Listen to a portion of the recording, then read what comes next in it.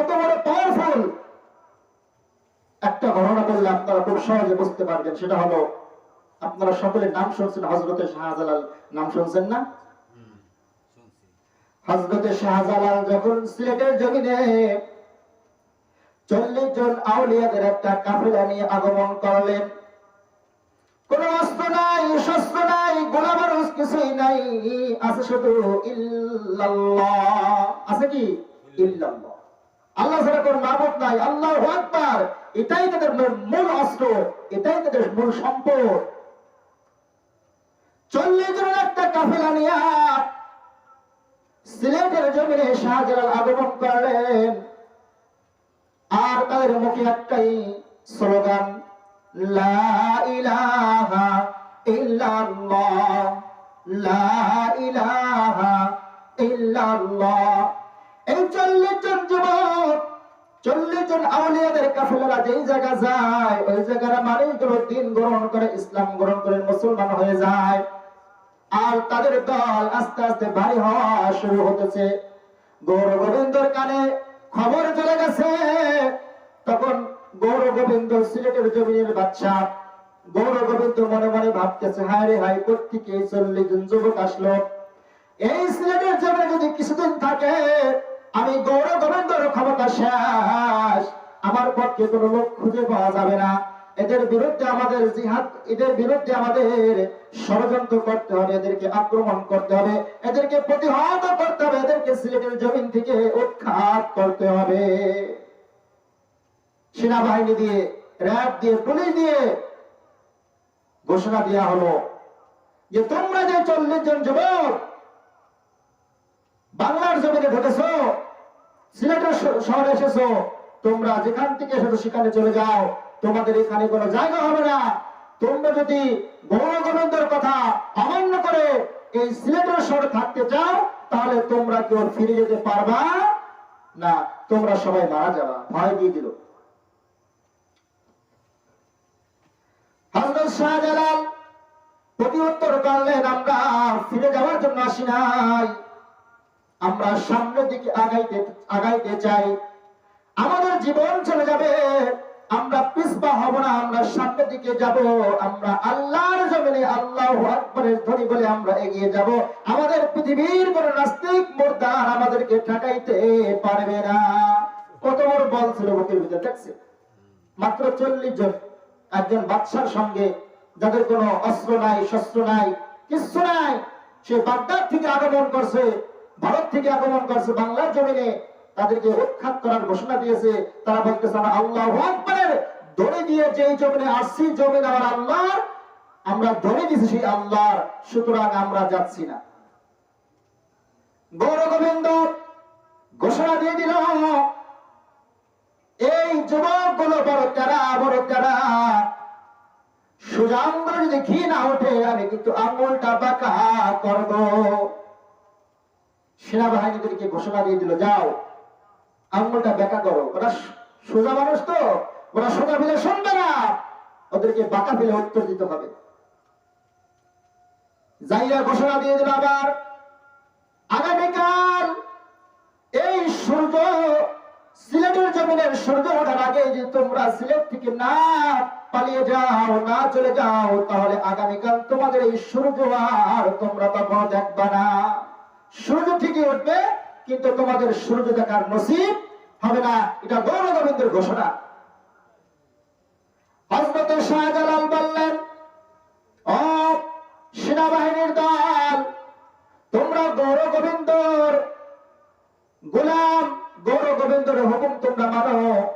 গৌর গোবিন্দ একটা মানুষ, একটা মানুষের পাওয়ারে তোমরা আমাদেরকে পাওয়ার দেখাও।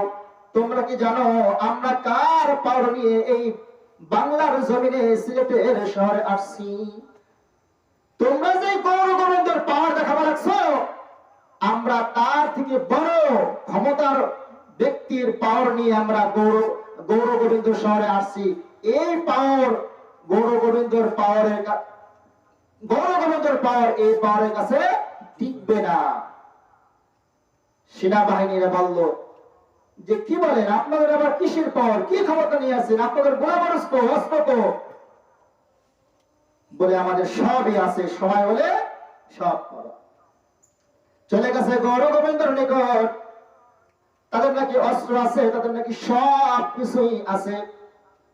এবারে গৌর গোবিন্দ ভয় বলে, কি 40 জন ঢুকছে, কোন প্রমাণ নাই, তাদের কাছে কিছু নাই, কোথেকে আবার এগুলো আসবে? খবর নাই, গোয়েন্দা বাহিনী পাঠাই দেওয়া হলো। গোয়েন্দা বাহিনী সব কিছু তথ্য নিয়ে যায়, কয় ও বাচ্চা গৌর গোবিন্দ তারা বয়া, তাদের কাছে কিছু নাই, অস্ত্র শস্ত্র কিছু নাই, এটা বললো সবকিছু আছে, এগুলো বয়া কিছুই নাই। সেনাবাহিনী আবার আসলো, ও শাহজালাল মিথ্যা কথা বললেন কেন? বললেন সব কিছু আছে, আপনি যুদ্ধের জন্য প্রস্তুত, আপনি কি নিয়ে যুদ্ধ করবেন? আপনার তো কিছুই নাই, সময় কিন্তু আজকের রাত্রি শেষ রাত, আগামীকাল যেন আপনাকে এই সিলেটের শহরে না দেখি।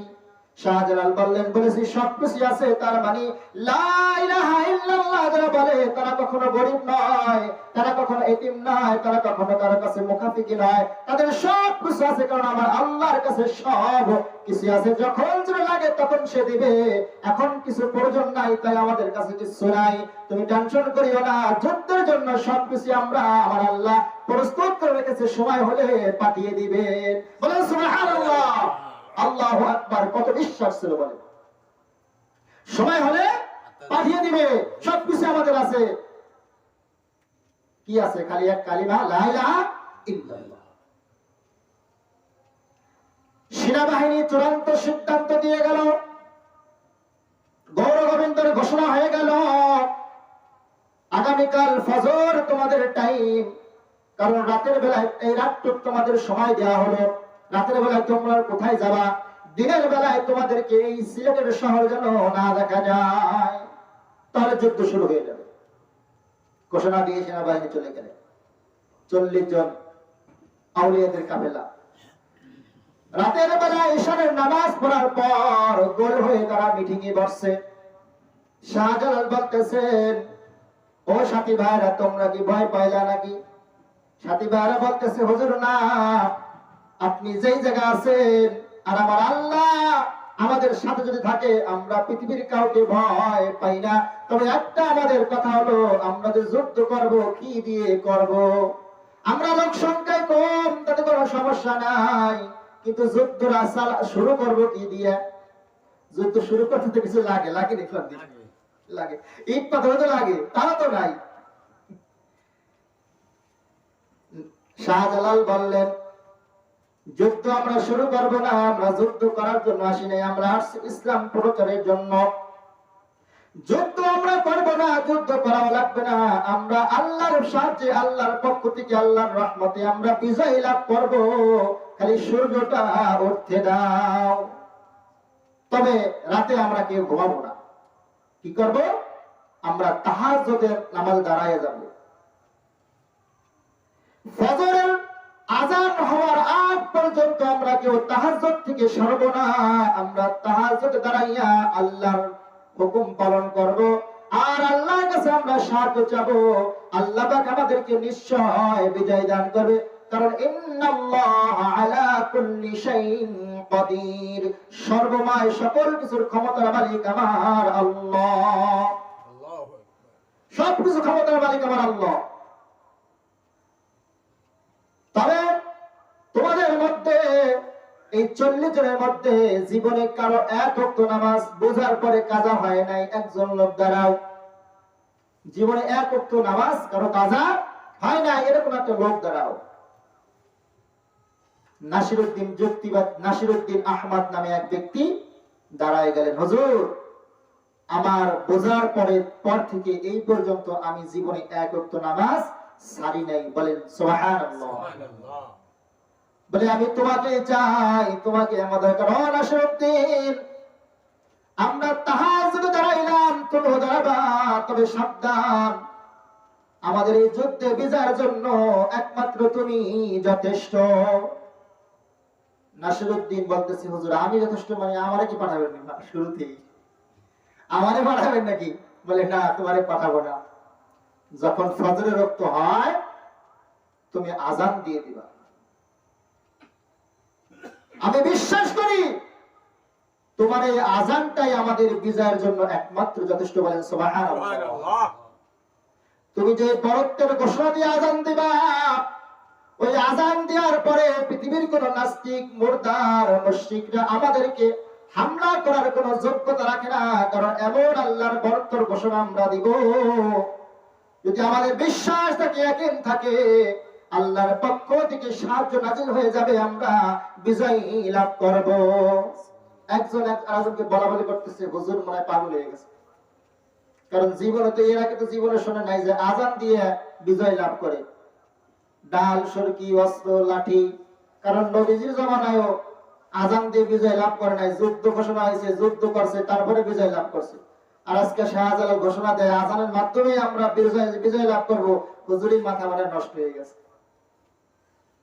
একজন আরেকজনকে বলাবলি করতেছে যে তাহাজ্জুদ নামাজ পড়বে, ঠিক আছে, ভালো কথা পড়বো, কিন্তু ফজরের সময় ফজরের আজান দিলে আমাদের বিজয় হবে, এইটা বিশ্বাস করি, কিন্তু এরকম তো ইতিহাস জীবনে ঘটে নাই। শাহজালাল ঘোষণা দিয়ে দিলেন, তোমরা কি বিশ্বাস করো যে আল্লাহর দোহাই দাও, যে আল্লাহকে বলো আল্লাহু আকবার, আল্লাহ সবচেয়ে বড়, আল্লাহ বড় বড়। আমরা বলতেছি হ্যাঁ বিশ্বাস করি। ওই বড়র বরত্বের ঘোষণা দেওয়ার পর গৌর গোবিন্দ চেলা মশা আমাদেরকে পাকড়াও করবে, এত বড় ক্ষমতা, এত বড় পাওয়ার, অসম্ভব। আল্লাহু আকবারের ধ্বনির উপর কোন শক্তি চলে না। তুমি আজান দিয়ে দিবা, তোমার আজানেই বিজয় হবে ইনশাআল্লাহ। কত বড় বিশ্বাস ছিল শাহজালালের, আল্লাহর ওলি। আলা ইন্না আউলিয়া আল্লাহি লা খাউফুন আলাইহিম ওয়া লা হুম ইয়াহজানুন। আল্লাহ পাক কোরআনের ভিতরে বলতেছেন, আউলিয়াদের কোনো ভয় নাই, কোনো টেনশন নাই, কোনো চিন্তা নাই। তার দৃষ্টান্ত প্রমাণ শাহজালাল, ঠিক কিনা বলে? তার দৃষ্টান্ত প্রমাণ সকালবেলা হইলেই গোলা বারুদ, বোমা, অস্ত্রের গন্ধ সবকিছুই তাদের কানের কাছে বাজতেছে।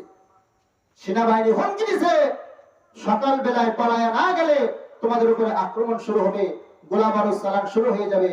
বলেন এত কিছুর পরেও তারা ভয় পাইছিল। তাহলে আয়াতের সঙ্গে মিল আছে কিনা বলেন? আলা ইন্না আউলিয়া আল্লাহি লা খাউফুন আলাইহিম ওয়া লা হুম ইয়াহজানুন। আল্লাহ পাকের কোরআনের আয়াত। নাই নাই নাই নাই, ভয় নাই, নিশ্চয় ভয় নাই। যারা সত্যিকারে আল্লাহওয়ালা, যারা অন্তরের অন্তঃস্থল থেকে বলে আল্লাহু আকবার, তারা পৃথিবীর কোন মানুষের কাছে তাদের মাথাকে নত করে না, একমাত্র আল্লাহর উপরে তারা ভরসা করে। তাদের কোনো টেনশন নাই, তারা চিন্তাও করে না যে সকালবেলায় কি হবে। এই টেনশনটুকু তাদের নাই, আল্লাহ পাক সেটাই কোরআনের মধ্যে উল্লেখ করে দিয়েছে। এই আয়াতের সঙ্গে শাহজালালের সম্পূর্ণ মিলে গেছে। যখন ফজরের সময় হয়ে গেল, হযরত শাহজালাল নাসিরউদ্দিনকে জাগায় দিলেন, ও নাসিরউদ্দিন রে, সুন্দর করে ওযু বানাও, ওযু বানায় তুমি আযান দেওয়া শুরু করে দাও। এমন ভাবে আযান দিবা আযানটা যেন খুব সুন্দর হয়। তোমার এই আযানটা আজকে আমাদের বিজয়ের একমাত্র কারণ হবে।